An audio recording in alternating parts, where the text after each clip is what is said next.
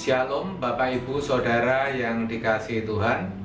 Kembali kita jumpa dalam program RYM Renewing Your Mind, di mana melalui program ini seperti biasa kita akan belajar bersama-sama kebenaran firman Tuhan yang murni, yang akan mengubah pola pikir kita sehingga kita bisa mengerti kehendak Allah, apa yang baik, yang berkenan, dan yang sempurna. Dan saya percaya kalau saudara setia mengikuti program ini, hidup saudara akan diubahkan. Terlebih dahulu saya ajak saudara untuk berdoa.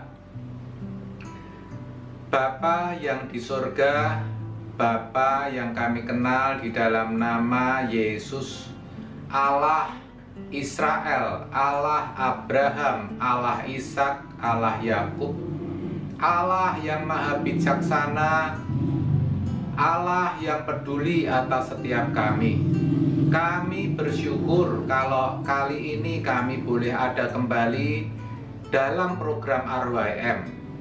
Kami rindu untuk mendengarkan dan belajar kebenaran firman-Mu yang murni. Tuhan, tolonglah kami, berkati acara ini. Anak-Mu yang akan menyampaikan isi hati-Mu, kuasai sepenuhnya, sembunyikan di balik salib-Mu. Kiranya Engkau sendiri yang tampak. Berikan juga kami hikmat, agar setiap kami boleh mengerti apa yang kami dengar, bahkan kami hidupi di dalam keseharian kami. Bapa, biarlah semuanya ini menyukakan hati-Mu, dan segala hormat, pujian, kemuliaan hanya bagi Engkau di tempat yang maha tinggi. Ambil alih sepenuhnya oleh Roh Kudus-Mu, berbicaralah. Kami siap untuk mendengarkan, bahkan menjadi pelaku firman-Mu. Amin. Amin. Shalom Bapak Ibu Saudara yang dikasihi Tuhan. Kembali kita jumpa dalam program RYM. Saya bersyukur kalau kali ini kembali saya bisa ada bersama-sama dengan saudara. Dan saya percaya kalau saat ini saudara sedang mendengarkan, sedang mengikuti acara ini, itu artinya saudara dalam keadaan baik dan sehat. Tentu itu semua oleh karena berkat pertolongan serta kemurahan daripada Tuhan.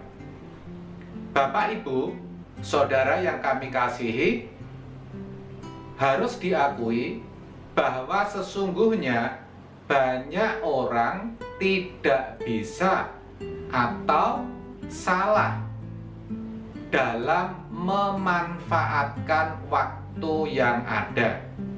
Ada orang yang memiliki waktu, tetapi ia memilih untuk bermalas-malasan, tidak menambah aktivitas fisik, tidak mau berolahraga, padahal mengidap DM, gula darah atau kadar darah dalam tubuhnya tinggi.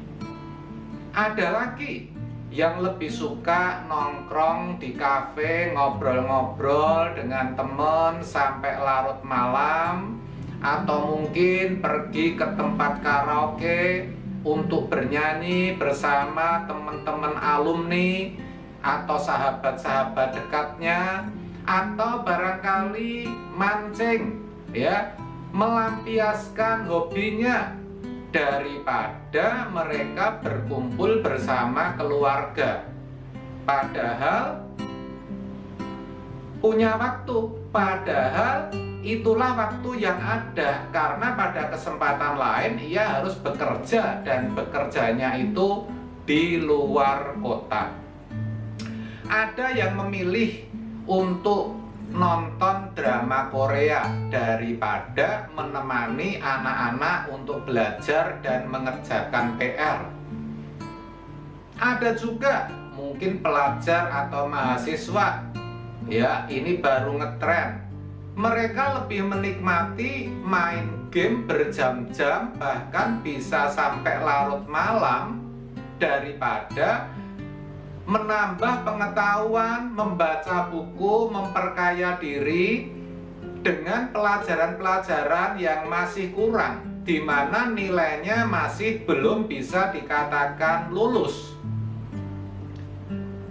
Nah, pertanyaannya kenapa bisa terjadi situasi yang demikian?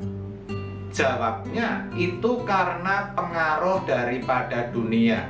Karena dunia memang menawarkan yang demikian, saudara. Tetapi ada juga orang-orang tertentu yang merasa, saya katakan merasa, saudara, merasa sudah dan bisa memanfaatkan waktunya dengan baik, dengan benar, menurut versi mereka. Paling tidak seperti itu. Orang-orang seperti ini adalah orang-orang yang sibuk, saudara. Di antaranya ada pebisnis, ada pengusaha. Apa yang dilakukan orang semacam ini? Kerja, kerja, dan kerja. Bangunnya pagi-pagi sudah bangun, saudara, baca berita di koran. Kemudian kerja, meeting, ya pulang sampai larut malam. Sampai di rumah belum juga selesai, saudara, masih mencari lewat media sosial, lewat laptopnya, lewat televisi, ya, perkembangan dari bisnis yang ada di dunia ini yang terkait dengan pekerjaannya. Tidurnya bahkan sampai kurang, saudara. Belum lagi kalau kita bicara pekerja seni, saudara. Ada musisi, ada artis, ada aktor. Mereka waktunya juga habis. Mereka merasa memanfaatkan waktu dengan baik. Mereka syuting, mereka show, mereka konser sampai di mana-mana. Tidak sedikit yang untuk melakukan hal itu sampai tidak pulang selama berhari-hari. Juga para politisi. Nah, kita tahu, saudara, ini juga sampai kehabisan waktu. Ada acara kunjungan kerja, kunker, ada rapat bersama, ada konsolidasi, ada safari politik, ada apa lagi, saudara? Macam-macam, deal-deal dengan petinggi-petinggi tertentu, rapat pertemuan dengan ormas-ormas dan juga dengan partai. Itu membuat mereka tidak memiliki waktu lagi. Jadi jangan heran kalau kita dengar juga di kalangan selebritis, di kalangan artis, aktor, musisi, ya, politisi, banyak terjadi perceraian, saudara. Pertanyaannya kembali, kenapa hal itu bisa terjadi? Nah, sama jawabannya, itu semua karena pengaruh dunia. Dunia ini, ya saudara, saya katakan semakin hari itu bukan semakin baik. Dunia ini semakin hari semakin jahat.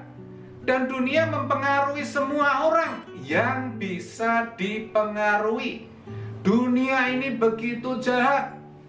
Dunia ini tidak ingin ada orang yang selamat. Dan dunia menawarkan banyak hal, segala kemudahan, segala kenikmatan, segala keindahan, segala fasilitas-fasilitas hidup yang bisa dinikmati oleh siapapun. Begitu terbuka, begitu masif, begitu murah, dan sangat mudah sekali untuk didapat, saudara. Semua ada dalam genggaman. Dengan HP yang tentunya saat ini sudah mengikuti perkembangan. Maksud saya, sejelek-jeleknya HP bisa dipakai untuk menikmati keindahan dunia. Bahkan hanya dengan sedikit uang, sedikit pulsa, sedikit kuota, 25.000, 50.000 bisa sudah dipakai untuk menikmati dunia ini, saudara. Nah, begitu jahat. Itulah kenapa Tuhan Yesus mengingatkan melalui Rasul Paulus dalam tulisannya di dalam Efesus 5 ayat 16 sampai 17. Tuhan Yesus mengisyaratkan, Tuhan Yesus menghendaki supaya setiap orang percaya bisa mempergunakan waktu yang ada. Artinya, supaya kita, saudara dan saya, bisa memanfaatkan waktu dengan benar, saudara. Efesus 5 ayat 16 sampai 17 dikatakan, pergunakanlah hari-hari atau waktu yang ada, sebab hari-hari ini jahat. Usahakanlah supaya kamu mengerti akan kehendak Allah.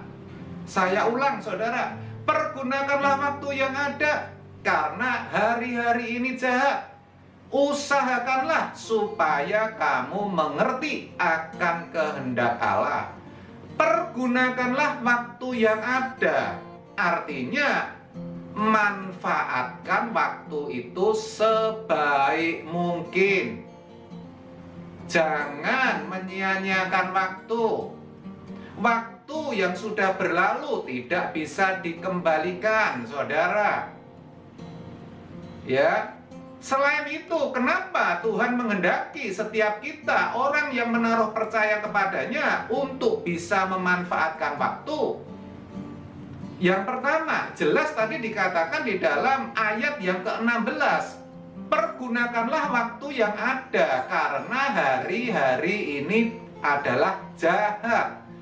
Itu artinya, kalau Tuhan menghendaki kita memanfaatkan waktu itu karena hari-hari ini jahat. Bahkan di ayat sebelumnya, di ayat yang ke-15, dikatakan, perhatikanlah bagaimana kamu hidup. Jadi kita harus memperhatikan hidup kita. Hidup kita kalau tidak kita perhatikan pasti sembarangan, cenderung meleset, cenderung melenceng. Kenapa bisa begitu?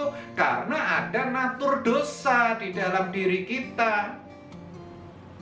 Dikatakan janganlah kamu seperti orang bebal, tetapi seperti orang arif. Orang bebal itu artinya orang bodoh, saudara. Orang bodoh itu artinya orang yang tidak bisa mempergunakan waktu dengan baik. Itu alasan yang pertama, saudara. Lalu, apa alasan yang kedua? Kenapa Tuhan menghendaki agar kita bisa mempergunakan waktu yang ada? Yang kedua, karena waktu itu sangat berharga. Berharga, bahkan sangat bernilai. Kalau boleh saya katakan, di dalam hidup ini, waktu itu merupakan sesuatu yang sangat menentukan nasib kekal seseorang, nasib kekal kita, nasib kekal saudara dan saya, itu ditentukan oleh jalannya waktu.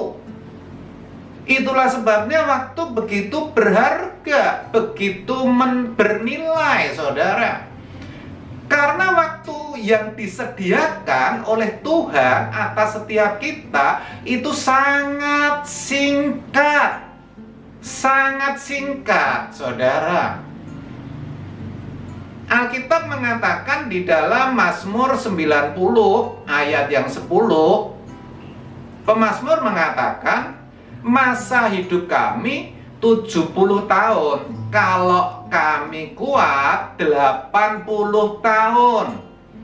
Tetapi kebanggaannya adalah penderitaan dan kesengsaraan, saudara. 70 sampai 80 tahun. Oh, itu tidak banyak, saudara. Itu sangat singkat. Coba perhatikan, umur saudara berapa sekarang? Kalau saudara ada di kisaran usia 60, berarti kalau kebenaran Alkitab digenapi dalam hidup saudara, tinggal 10 tahun loh saudara. Singkat sekali. Apalagi yang sudah hampir 70, lebih singkat lagi saudara. Mungkin saudara berkata, tapi Pak, Alkitab kan juga berkata bisa sampai 120 tahun. Oh betul, Kitab Kejadian mengatakan demikian. Bisa sampai usia 120 tahun.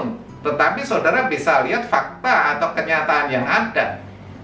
Orang-orang di zaman sekarang ini, saudara teliti, di usia berapa mereka meninggal. Banyak atau tidak yang sampai di atas usia 100? Jangankan 120, saudara, 100. Coba saudara hitung. Orang-orang dekat saudara, kenalan saudara.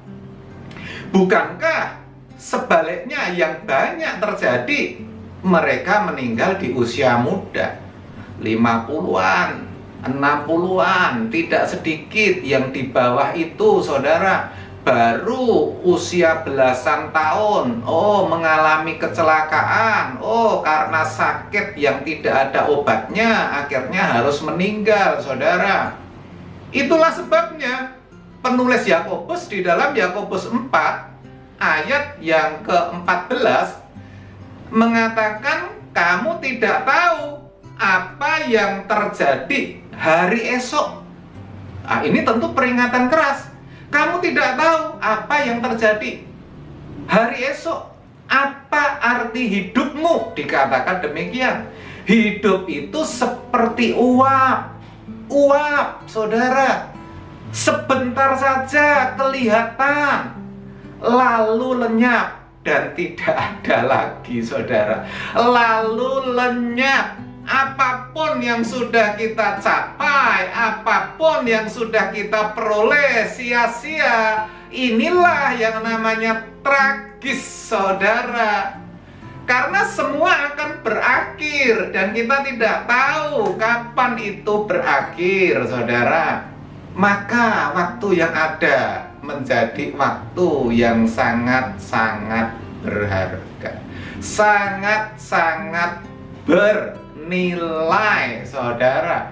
Apalagi kebenaran Alkitab mengatakan di dalam Ibrani 9 ayat 27, sama halnya seperti pada manusia ditetapkan satu kali mati. Perhatikan ini.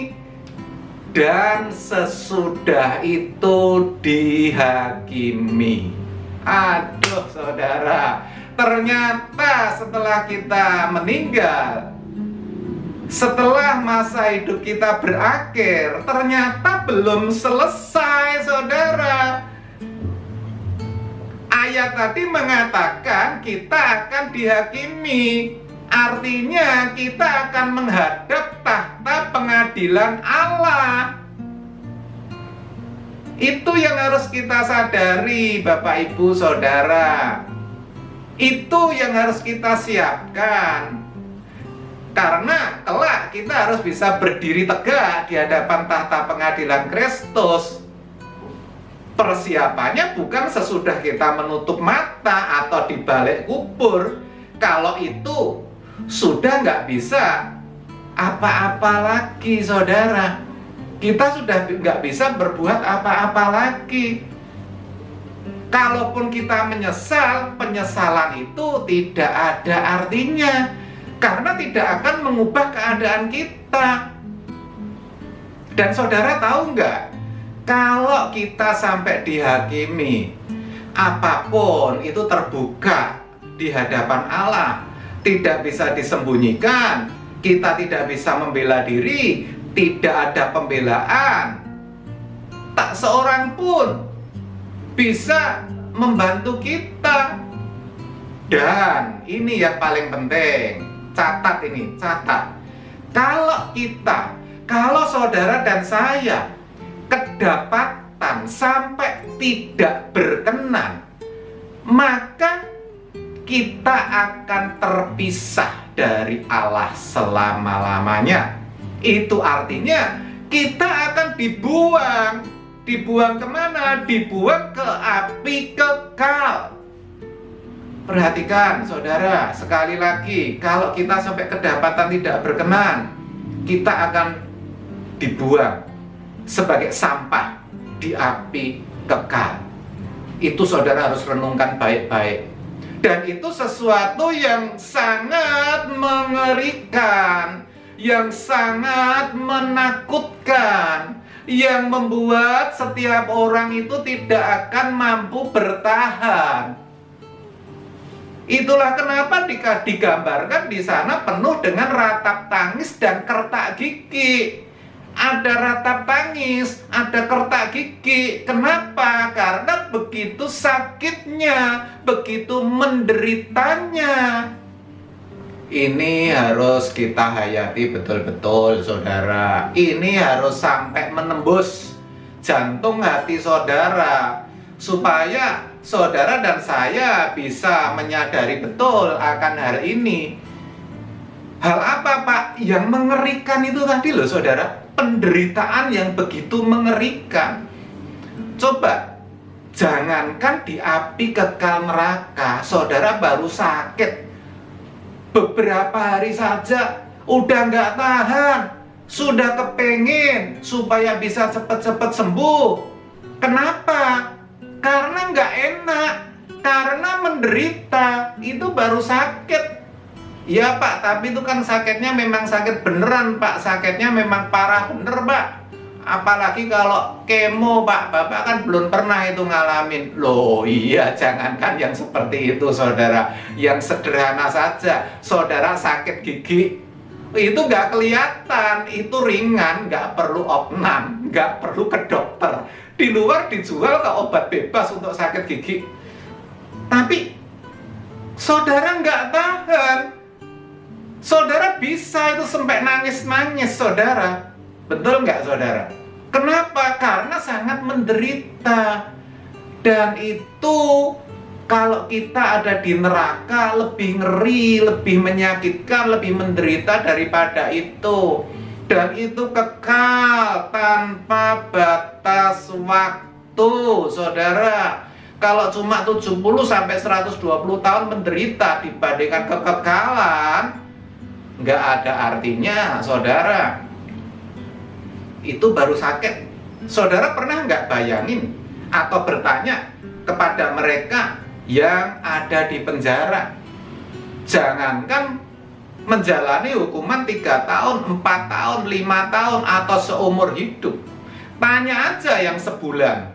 Mereka yang kena sebulan, kira-kira apa yang diinginkan? Wah, sudah kalang kabut, saudara. Nggak tahan, menderita, pengennya bebas, cari grasi.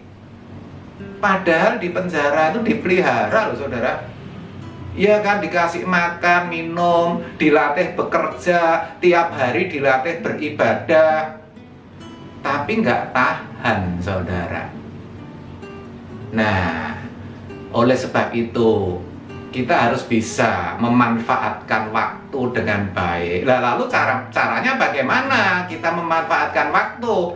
Tadi di ayat Efesus 5 ayat 17 mengatakan supaya kita mengerti akan kehendak Allah. Kita supaya mengerti kehendak Tuhan.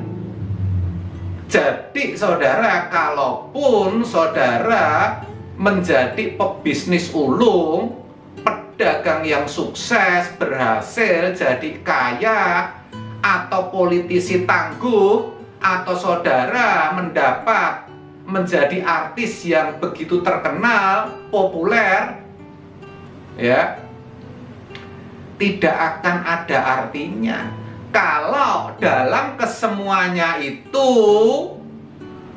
saudara tidak melakukan kehendak Tuhan. Tetapi kenapa banyak orang sampai mengejar hal demikian, saudara? Sampai mati-matian loh, saudara. Ya karena itulah yang diajarkan dunia, filosofinya seperti itu. Bahwa nilai hidup seseorang itu tergantung kepada nilai diri, tergantung kepada popularitas, pangkat, jabatan, ya, harta, kekayaan, makanya dikejar. Padahal dengan menggunakan waktu mereka untuk mengejar itu semua, untuk memenuhi ambisi dan nafsu pribadinya tanpa memperhatikan yang namanya kehendak Tuhan, saya tadi katakan semuanya sia-sia. Itulah sebabnya Tuhan Yesus sendiri mengatakan di dalam Lukas 9 ayat 25. Tuhan ingatkan, apalah gunanya engkau memperoleh seluruh isi dunia ini kalau engkau membinasakan atau merugikan dirimu sendiri. Nggak ada gunanya. Justru menjadi sesuatu yang tragis. Karena olehnya justru kita tidak akan selamat, karena olehnya justru membawa kepada kebinasaan kekal.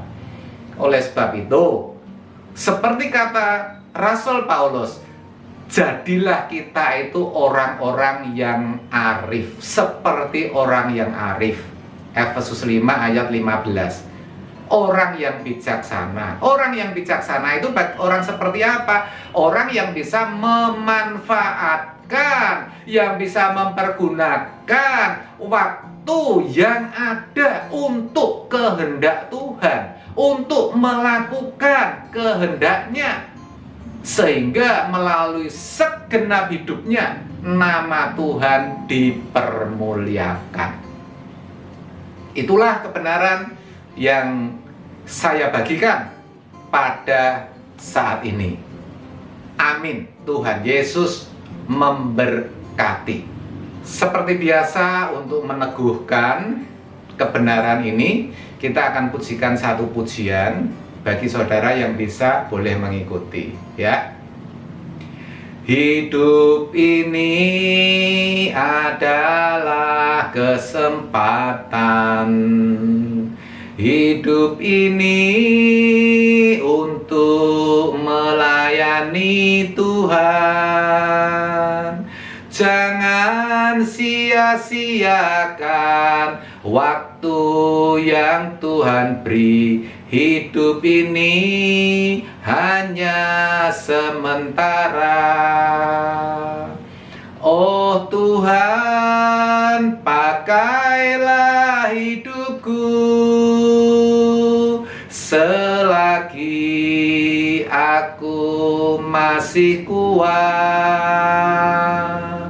Bila saatnya nanti ku tak berdaya lagi, hidup ini sudah jadi berkat.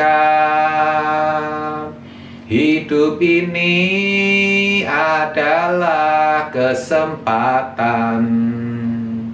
Hidup ini untuk melayani Tuhan. Jangan sia-siakan waktu yang Tuhan beri. Hidup ini hanya sementara. Oh Tuhan, pakailah hidupku selagi aku masih kuat. Bila saatnya nanti ku tak berdaya lagi, hidup ini sudah jadi berkat. Hidup ini sudah jadi berkat. Hidup ini sudah jadi berkat. Mari kita berdoa. Bapa, kembali kami datang kepadamu dengan hati yang limpah dengan syukur serta sukacita. Oleh karena Engkau sudah hadir, bahkan Engkau memberkati RYM ini dengan kebenaran firman-Mu. Sekarang kami jadi mengerti bagaimana kami harus memanfaatkan waktu yang masih Kau berikan atas kami. Kami mau Bapa memberikan segenap hidup kami hanya untuk kemuliaan-Mu. Kami mau memanfaatkan waktu yang ada untuk melakukan kehendak-Mu serta menyelesaikan pekerjaan yang Kau berikan atas kami. Terima kasih, kami percaya ya Bapa, Roh Kudus-Mu akan menolong setiap kami. Terima kasih, sebentar acara ini berakhir, kami berpisah melanjutkan aktivitas kami masing-masing.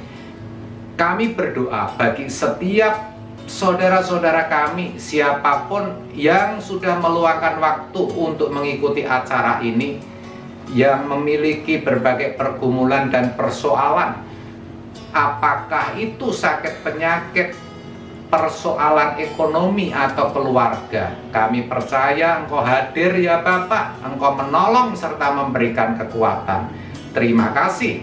Sekarang bukalah hatimu, terimalah berkat perlindungan, kasih karunia dan damai sejahtera yang melampaui akal dari Allah Bapa di dalam Kristus Yesus Tuhan kita, serta persekutuan dengan Roh Kudus akan menyertai saudara sekalian mulai saat ini sampai Maranatha.